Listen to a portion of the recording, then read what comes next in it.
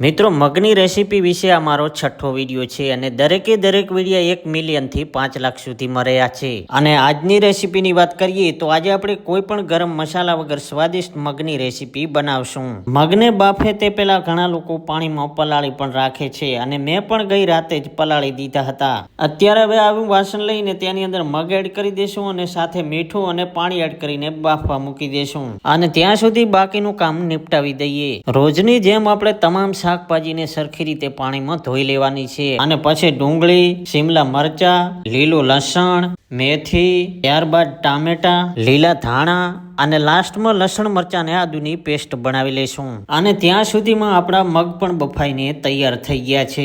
તો હવે સમય થઈ ગયો છે વઘાર કરવાનો. તો એક કડાઈની અંદર તેલ ગરમ કરશું, પછી તેમાં સૂકા મરચા અને જીરું એડ કરીને કકડાવી લેશું. પછી 1 ચમચી જેટલું બેસન એડ કરીને થોડી વાર માટે શેકી લેશું. ત્યારબાદ કટિંગ કરેલી ડુંગળી અને શિમલા મરચાંને એડ કરી દેશું અને 10 થી 12 મિનિટ સરખી રીતે પકવી લેશું. અને પછી લસણ મરચાં અને આદુની પેસ્ટ અને મેથીને એડ કરીને તેને પણ થોડી વાર માટે પકવી લેશું. હવે તેમાં લીલું લસણ અને ટમેટા એડ કરીને હળદર, ધાણા પાવડર, તીખું અને કાશ્મીરી મરચું અને સ્વાદ મુજબ મીઠું એડ કરી દેશું. હવે જો તમારે રસાવાળા મગ ખાવાના હોય તો 2 ગલા જેટલું પાણી એડ કરી દેવાનું, નહીતર પછી ડાયરેક્ટ મગ જ એડ કરી દેવાના. અને સાથે જ થોડાક ધાણા એડ કરીને 5 મિનિટ માટે પકવી લેશું. એટલે આપણું મગનું શાક બનીને તૈયાર થઈ જશે. તો આ હતી મગની રેસીપી અને તમે પણ ઘરે આસાન રીતે બનાવી શકો છો.